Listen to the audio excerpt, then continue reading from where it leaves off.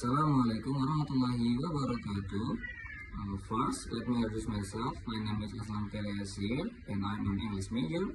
My last student number is 114.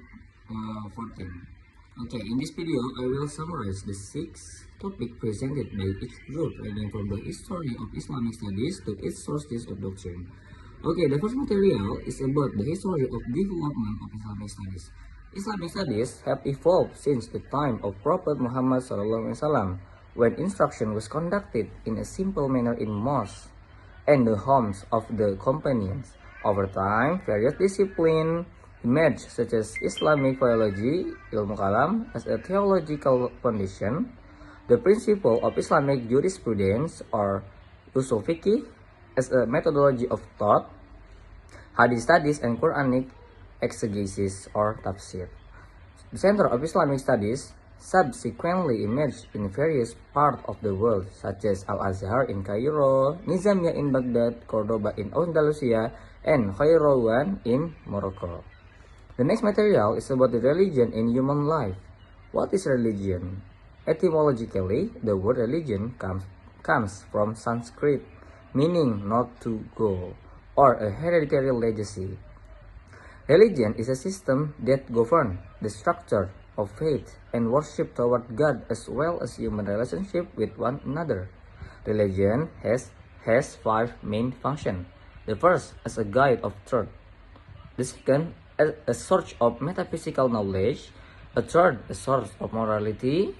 And then a source of Sharia and worship. And the last, source of knowledge. The role of religion in life encompasses 3 aspects. The first, as a shaping individual identity, and then encouraging ethical behavior and strengthening communal interaction. Religion itself is divided into 2 types, revealed religion and human-made religion. The next material, the third material, is about the characteristic of the dimension of Islamic teachings. Islam is a kafah religion, comprehensive and encompassing all aspects of life. Islamic teaching consists of 3 main interrelated dimensions. The first dimension, the dimension of Aqidah. This refers to the fundamental belief in Allah Subhanahu wa Ta'ala. Aqidah derives from the word aqada, which means bond or covenant. Its characteristics include monotheism, certainty, universality, and transcendent nature of faith, and serving as the foundation of behavior. The second, the Sharia dimension. This refers to the set of rules established by Allah to govern life. Sharia encompasses worship, relationship with Allah, and mu'amalah, interpersonal relation. Its characteristics are comprehensiveness, flexibility, and a focus on the public good. The third, the ethical dimension.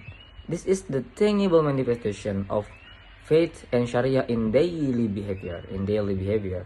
Ethics reflect the quality of a person's faith and embody universal moral values such as honesty, justice, and responsibility. The fourth material is about the religion and universal ideas. Islam, as a religion of mercy for all creation, gives rise to various approaches to understanding it. There are 4 key concepts. The first, Islam universalism, asserts that Islam teaching apply to all of humanity throughout time, are in harmony with human nature, and are open to all regardless to race or ethnicity. Islamic fundamentalism is an ideology that seeks the return to the literal foundation of Islamic teachings. Exclusive Islam believes that only its own group interpretation is the most correct and reject pluralism.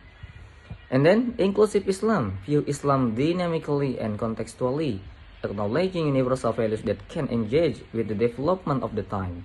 In addition, the concept of the Islamization of science has also emerged, that is the effort to integrate Islam values into science. Okay, the next material, the sources of Islamic teaching and their characteristic.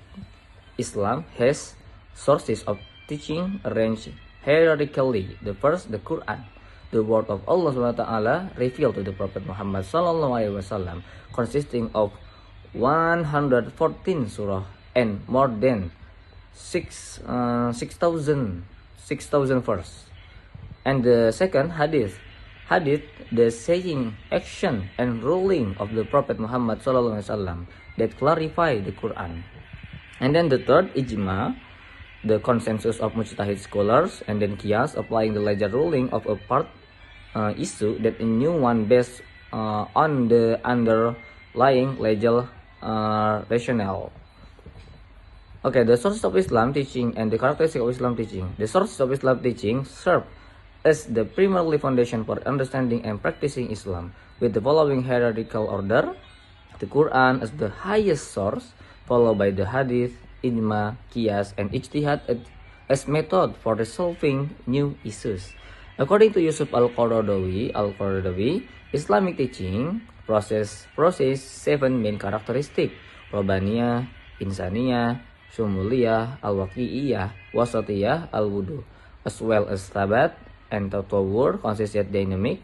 This characteristic encompasses various aspects of life, ranging from creed based on Tawhid, Islam as a way of life, worship centered on devotion, to social justice and the integration of knowledge. Overall, the establishment of Islamic law aims to protect religion, life, intellect, lineage, and property, ensuring that Islamic teaching remain relevant in addressing various contemporary issues. Okay, they're all from me.